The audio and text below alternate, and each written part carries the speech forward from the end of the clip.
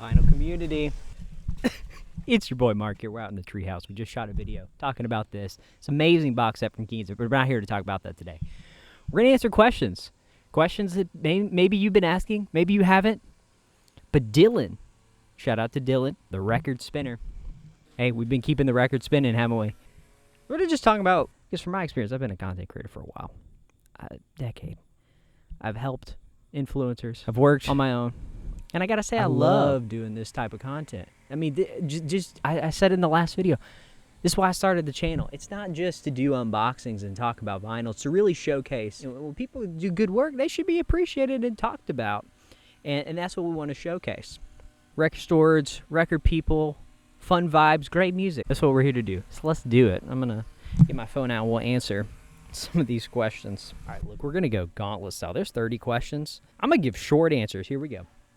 Number one, what's more important to you, views or subscribers? You want to hear my gut? It's views. I would go so far as to say subs don't matter with an asterisk unless you're trying to get monetized. And that's a different conversation. It's views. See, a subscriber's meaningful. Subscriber's you. I love you. Here's the problem. As a content creator, I can't look at that number and refresh to get that number. I really do care that people are viewing it. But, you know, views can be skewed. So I would, neither of them matter. Screw the analytics and get the good vibes to the people. Number two, you have an optimal length for your videos. 8 minutes is amazing. Short form video is king on YouTube. We all know this. I do a lot of in-depth videos, and that's a challenge because a lot of my videos, if we're doing in-depth, we're going 30. But 12 is a sweet spot. Number three, is it a chore making videos? Or are you addicted to it, and do you still get nervous? I get nervous doing public speaking. I took a debate class and a public speaking class in my high school senior year. Dude, it sucked. I gave a speech on a band I like. I don't remember the topic, but never pick topics that are meaningful to you if you want to avoid crying in front of a group of 30 people. That's my advice to you. Making videos is where it's at. Look, I've always loved working in studios. I loved hanging out with people. It's really satisfying to do this type of work and see projects get done from start to finish, to upload, and the interaction. I'll tell you, if life gets in the way, it's hard, because I'm like, dang, I should be making a video right now, I'm not. Number four, how do you react to bad and negative comments on your video? Well, I had several channels that one video, 90% of the comments were great. Then you make a video, does extremely poorly, gets 1,000 views, 5,000 views, and all the comments are negative, tons of downvotes. Or they're split. And, you know, in the meme world, people who don't get a joke, whatever. But if it's a lot of, like, antagonistic stuff towards me, buddy, we shake that off. We don't have time. Because we love what we're doing. If you don't get it, you don't get it. We're cool, man. I don't have any problems with anybody, man. So don't react. Number five, do you ever buy records just to show on your channel? Just to show on the channel? No, I have to love it. It has to go on my shelf. It has to be something I want to spin. Do the two go hand in hand? Yeah, that's why I do this. I would never... this is my channel. I'm not going to waste your time or my time. Number six, how would you like to improve your channel? More cool people. And I think it would be amazing to get people behind a camera and talk to more people. Okay, what are your thoughts on live streams? Number seven. I used to, well, okay, here's the quick story. Another channel, this is the meme channel at Days. Started streaming games. Built my own custom PC, wanted to play some nice games. I like Gears of War and like Call of Duty Black Ops 2. Amazing game. Anyway, I started doing those live streams. Dude, I would live stream for like 3-4 hours. It's so fun. Now, talking for 3-4 hours? I don't know. I really do think the power is in the edit. Live streams are great for the banter and the excitement and for the coordination. I always tell people 20-30 minutes is the way to go. 8, what's your most viewed video and are you surprised? Right now it's Frank Ocean Blonde. When he dropped that new press last year, dude, I knew. I don't like to target big ticket items, talk about Taylor Swift and some of the bigger vinyl releases that go out that everybody in mass tend to show up for. I really like to talk about stuff I like. And Frank Ocean, I listened to Blonde at midnight the night it came out in 2016. And I had an emotional, special experience with that album. And I think that's the point. I think it's do videos that you emotionally respond to. If it's got a big following, it'll get more views, but just do the SEO work and forget the rest. So that's my most video. Am I surprised? No, it's Frank Ocean. This may seem dumb, but we can't only target young people, only target old people. We got to target everybody. And for me, that's the biggest gap in the vinyl community is age. 9, have you ever made a video where you have not been wearing trousers? I've made videos where I'm covered in leaves from a treehouse, as I'm doing right now. So I basically do video production full time. Have been since, I would say, pandemic days. But I mean, I've been always making videos at least part time, and I've done hundreds of shoots. And I can tell you there have been shoots where there were no trousers, none of which were on this channel. Number 10, how long do you intend on making videos? That's a good question to weed out people who don't really care. How long am I going to be making dinner? But the honest answer is, with this channel, I do foresee it going beyond vinyl, which is a big impetus for starting this. But I think I'll always be pushing into making videos that tie in the music experience in a fun way, in a way that brings people together. So always. Do you ever get disheartened when a video you think should be popular is ignored? And if yes, give an example. That's just part of it, but the number one example, see, what you think would be popular is big names. Big names aren't always popular. See, my experience has always been the memes that won out, and the really, really long vinyl shootout. 10 people really watch every second of, and then everybody else is like, who cares? They take a lot of work, and I think the Wilco one, now given it took me about 5 months longer than I thought from when I got the vinyl. These things take time. I mean, got a job, got life. But that Wilco vinyl shootout, man, I had the Jeff Tweedy hat, cowboy hat. I had the guitar. I'm playing Jesus, etc. on the acoustic guitar. I had a lot of fun. I'll tell you, I've done other vinyl shootouts that have done great. LS Dunes and some of the other ones. Vinyl shootout day. Number 12, how often do you check your subscriber count? Well, every time I log in. I would go so far as to say subs don't matter. Or 13, how often do you ask people to hit the subscribe button? Every video, occasionally, almost never. I can safely say never. I don't care if you subscribe.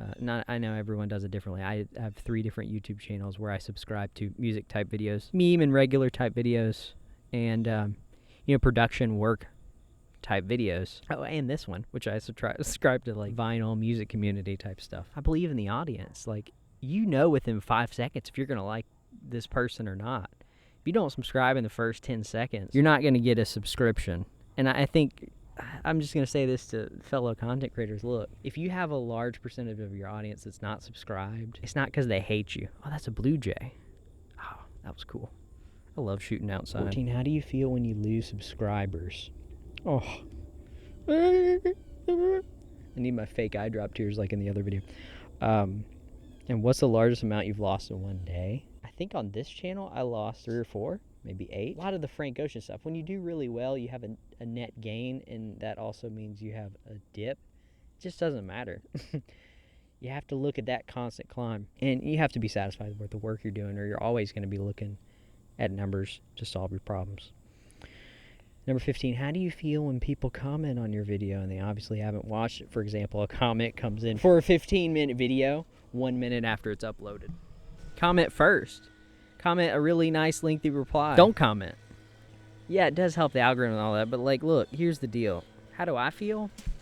I'm happy you just want to hang out. I mean, I'm happy that I'm doing everything I can to make you enjoy it, and you're going to react to it even if you don't leave a comment, and you're valid, and that's what's more important. And I'm satisfied with the video. React how you're going to react. As long as you're not breaking TOS, I'm not going to like censor you for being you.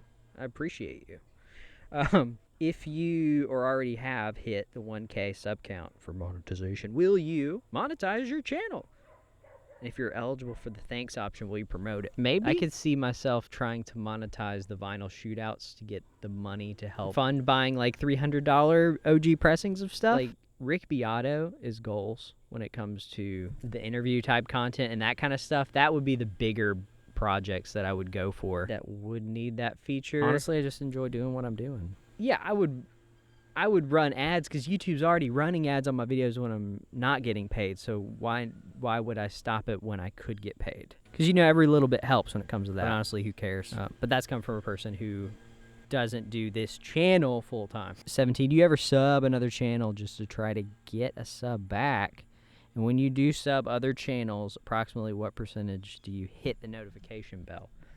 I don't hit the notification bell because I check subscriptions avidly. And do I sub to other channels on this channel to get a sub back? Or is the question, do I sub to another channel to make a meaningful connection in the vinyl community? I think that's the question you need to ask yourself. You just want to make an impact. Stop trying to put a percentage and a number and analytic behind it. I'm not saying you are, but, just think about why you do it. Okay. How long is an acceptable time to wait before replying to a comment? If you reply at all, reply. It's a comment. Have a reaction. I'm not carefully crafted when it comes to back and forth. Fire from the hip. Let's be funny. Do you like record store day? And if so, after buying record store day items, do you feel the need to show them immediately, like in the car after leaving? Or can you wait to get home and open them before showing? That was another video that did great. Record store day, man. Record store day is fun. I had a great experience. I always do. I don't know. React channels are great and short, but I think if someone clicks the video, they want value, and to give them value, you have to take the time, and time requires a little bit more effort. Just take the day to shoot the video is what I say. Like I'm doing today. We got 10 more. 20. Do you enjoy participating in and watching collaboration videos? Yes.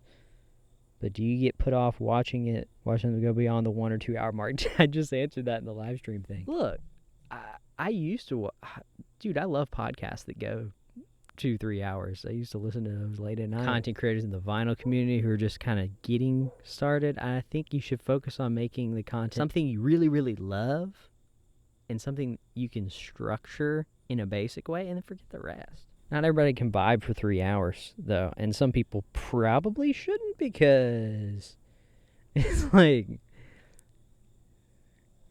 I don't know the percentage, but it's probably over 99.9% of your audience ain't got 3 hours or 1 hour. Do you ever struggle to come up with ideas for videos? Dude, I have a list of like 10 videos just for this channel.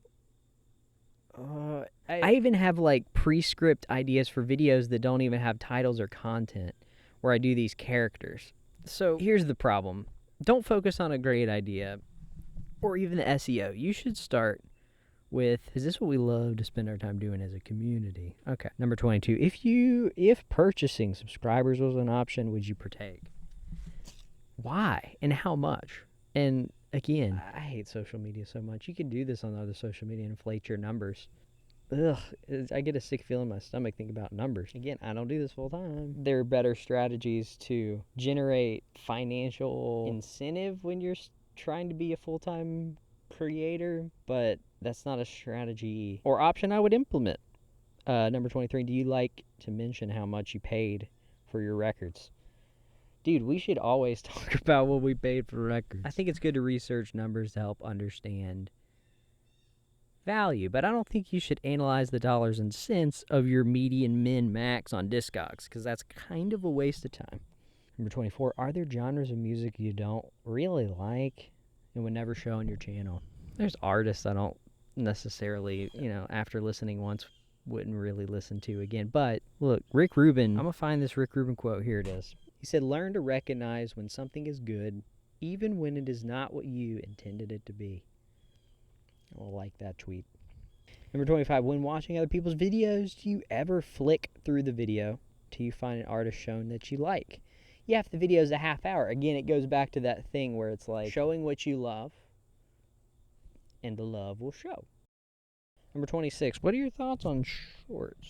Shorts are the market. I'm starting silly little out of context shorts because I think those are hilarious. Memes are my bread and butter. Cut my teeth doing the type of content. But shorts are very informative, and I've been watching a lot of cooking recipes on YouTube shorts that have been really, really useful. We'll have to have the other discussion about, is TikTok culture destroying people's attention span to actually sit and enjoy the space and long form, medium content. Do you use the community tab for polls, etc.? Dude, when they rolled out the community tab on YouTube, I was hype. And to be honest with you, I haven't used it as much as I thought I would, but it is incredibly useful because it keeps people up to date on what is going on when the videos do drop, because it is about the videos, and that just helps the videos. 28, is there anything about your own videos you don't like? I'll tell you what, I spend a lot of time making myself look good, making the lighting hit just right, making, a nice quality microphone, modified with new electronics through a clean preamp and a nice $1,500 camera rig. But we do all this stuff to offset the things that we don't like, and we focus on the content and we're satisfied with it. But I'll tell you what, if you got to tweak one thing about the videos, I'll just say this. That's why I'm outside. I wish I had more space to do. I wish I had, see, I'm running into stuff as we speak. I wish I had more space to do the types to really make the experience larger than life and also zoomed in. And these are things you just build. And you do the most with what you got, and you stop trying to be a maximalist about everything, which is the tendency of, a lot of young creators like myself and my elaborate design in a 13 by 13 room. But this one's even better at number 29. Is there anything about other people's videos you don't like? Well, I do think it's two things, man. I think the biggest things I watch on YouTube are funny stuff. There has to be an element of joy that I don't see in a lot of people's stuff, and maybe it's not the time nor place. Great.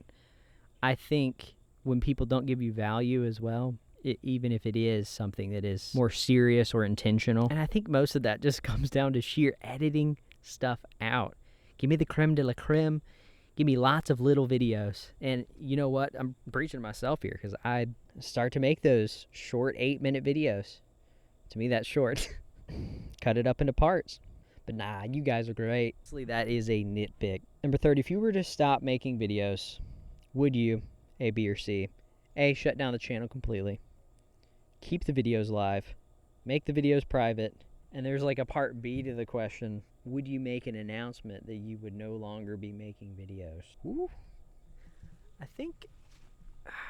Okay, let's gut reaction. Stop making videos. What happens to the videos? Videos live on, man. That's kind of what I love about YouTube, is that it's this kind of library. Check out the book, return it. Except you don't even have to check out or return anything. You can browse the history, the legacy of it. My videos, they're a part of that history. They're a part of that legacy. That's not for me to decide. I mean, I put something out there. In a way, it's no longer mine. I put my words and my thoughts out there in context and let it go. And I'm satisfied. But as far as the audience, man, I think you have to be respectful of the audience and give them expectations. And when you can't meet them, or they change, or you have to go, not feel the need to hide. Obviously, protect your privacy. We're not talking about privacy. We're talking about expectations, and that's in a healthy relationship. That's in a healthy lifestyle. There's balance and communication. Appreciate you stopping by. Oh, there's a bonus question. Hold up. I do appreciate you stopping by, though. Did you check your previous video just to make sure you're not wearing the same shirt?